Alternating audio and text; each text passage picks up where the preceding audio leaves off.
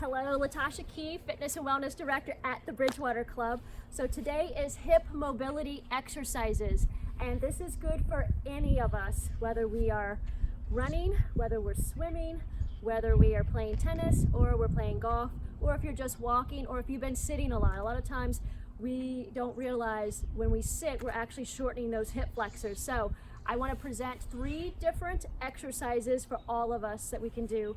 Some of these I like to incorporate in my own running and training just because I know it's very helpful. And as you get older, a lot of times we just kind of overlook those simple exercises, things that we should do to be able to prolong whatever activity we're doing.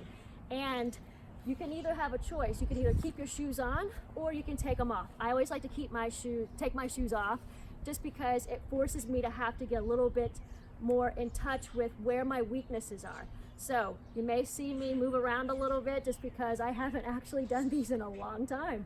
So we're going to see how well I do. So the 3 I'm going to do are going to be tennis referenced, but that doesn't mean that if you have another sport or activity that you can't utilize these. All right, so let's get started.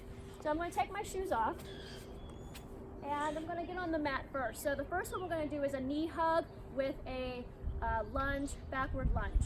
Okay, with our backward lunge, we're going to have our knee touch the ground and then we're going to come back up. It's going to work on our balance and our mobility and to start stretching and a little bit strengthening that hip flexion. So let's go ahead, grabbing my right knee up to my chest, and then I'm going to come down.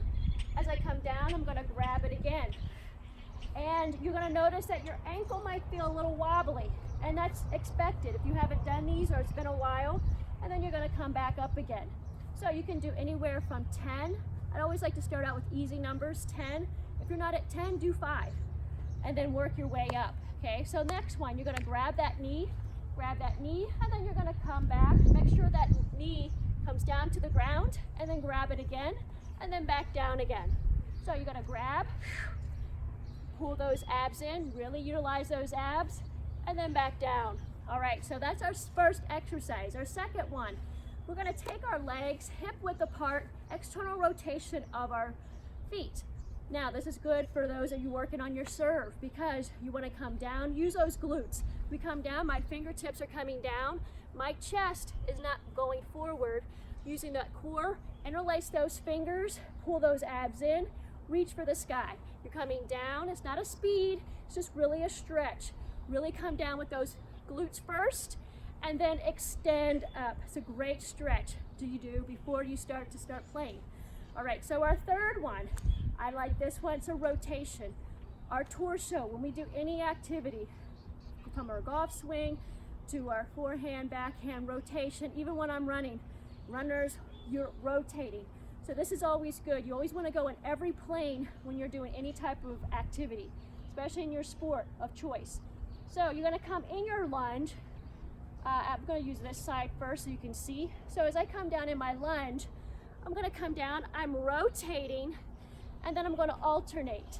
Okay, so as you notice, I'm coming down, and I'm trying to bring my hands as much as to the ground as I can, and back up again. You're going to feel that in your glutes, but as you notice, I'm rotating. And then as I come back a little bit further, my lunge a little bit further, it forces me to have to open up those hips and open up those glutes.